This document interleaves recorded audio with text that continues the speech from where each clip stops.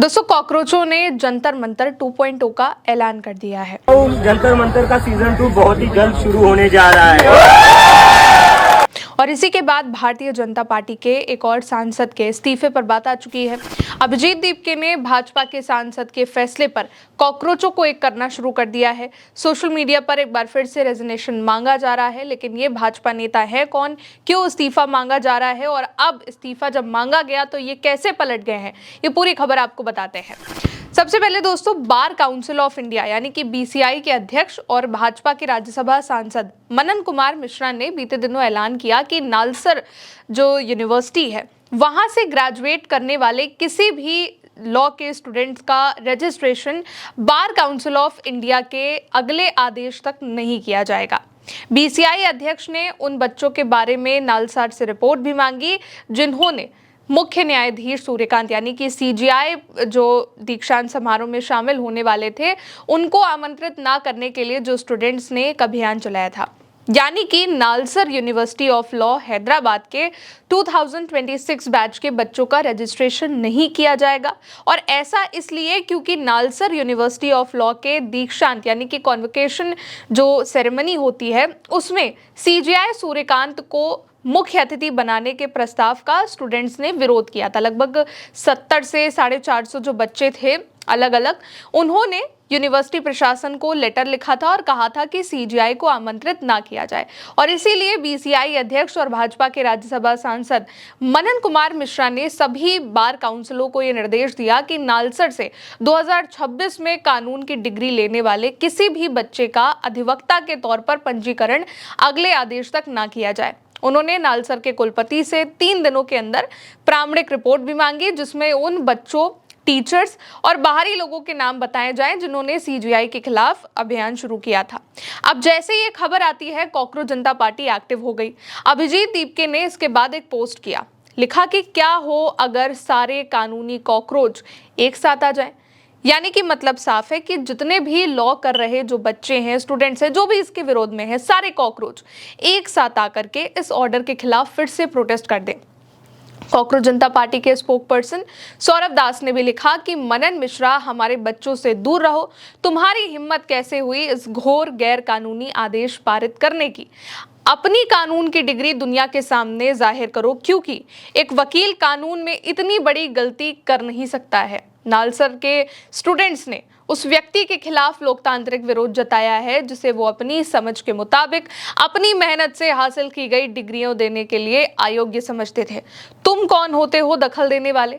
अगर आप इस ऑर्डर को तत्काल वापस नहीं लेते हैं और अपने आचरण के लिए माफी नहीं मांगते हैं तो दिल्ली और पूरे देश के जितने भी स्टूडेंट्स हैं और वकील हैं वो आपके खिलाफ और नालसर के बच्चों के समर्थन में विरोध प्रदर्शन करेंगे।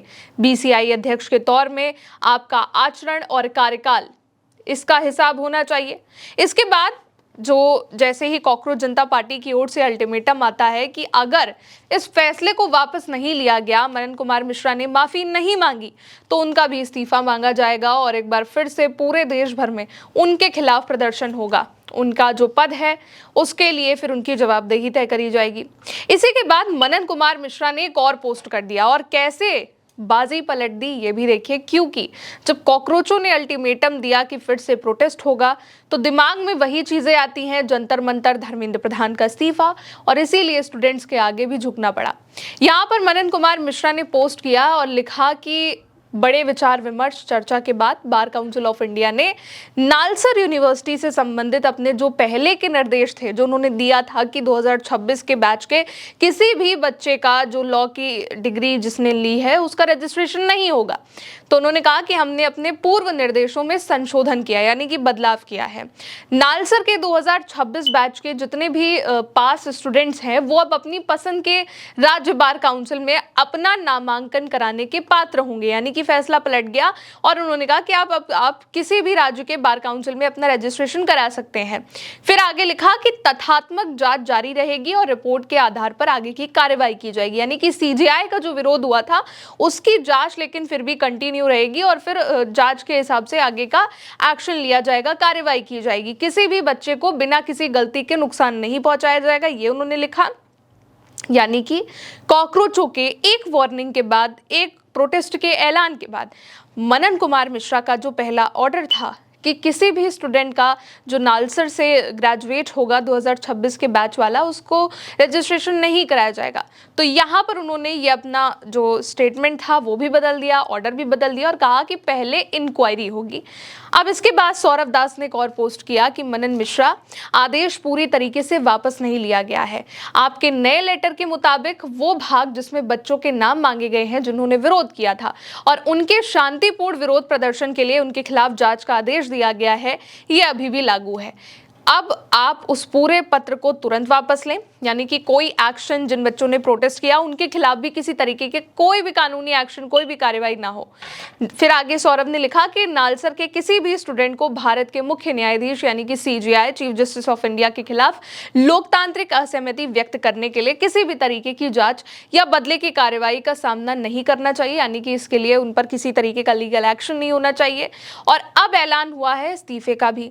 अभिजीत दीपके ने इसके बावजूद एक पोस्ट किया, यानी कि मनन कुमार मिश्रा ने जो पहले ऑर्डर दिया था जिसको लेकर के पूरा बवाल शुरू होता है, उसके जब उन्होंने, मनन मिश्रा ने इसको वापस भी लिया, लेकिन उन्होंने एक चीज आगे जो कंटिन्यू लिखी हुई है कि जिन्होंने प्रदर्शन किया था उन बच्चों के खिलाफ जांच होगी। तो इसको लेकर के भी कॉकरोच जनता पार्टी ने अब गुस्सा जाहिर किया। अभिजीत दीपके ने पोस्ट कर दिया है कि मनन मिश्रा इस्तीफा करने का समय।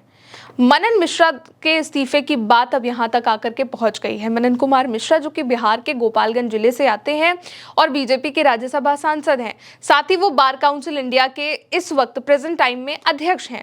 साल 2010 में उन्होंने कांग्रेस के टिकट पर बैकुंठपुर विधानसभा सीट से चुनाव लड़ा था, लेकिन बाद में उन्होंने भारतीय जनता पार्टी को ज्वाइन कर लिया। लेकिन अब जब कॉकरोच जनता पार्टी ने जंतर मंतर 2.0 का ऐलान किया है तो बात इस्तीफे पर भी आ गई है, यानी कि पूरा मसला अब कॉकरोच जनता पार्टी के पक्ष में है। कॉकरोच जनता पार्टी ने सबसे पहले तो इस आदेश को लेकर के विरोध दिया, इसके बाद उन्होंने अल्टीमेटम दिया कि इसको वापस लिया जाए वरना प्रदर्शन शुरू हो जाएगा। वापस लिया गया, लेकिन कुछ चीज़ें नहीं हटाई गई, जैसे कि जो विरोध हुआ था सीजीआई के चीफ गेस्ट को लेकर के वहाँ पर नालसर में जो बच्चों ने किया था, तो इसको लेकर के मनन कुमार मिश्रा का कहना है कि जो बच्चे, जो स्टूडेंट्स, जो टीचर जो इसका विरोध कर रहे थे, जितने भी लोग थे, उनके खिलाफ जांच होगी और उसके बाद आगे की कार्रवाई होगी। लेकिन जो बच्चे 2026 के ग्रेजुएट हैं वहाँ से, जिन्होंने लॉ डिग्री करी है, उनको जो है वो किसी भी राज्य के बार काउंसिल में अपना रजिस्ट्रेशन करा सकते हैं।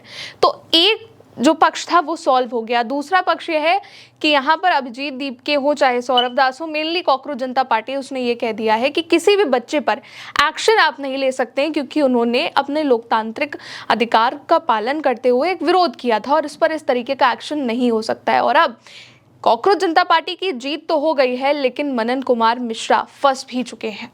फिलहाल अभी के लिए इस खबर में इतना ही। आप देखते रहिए उल्टा चश्मा यूसी। नमस्ते।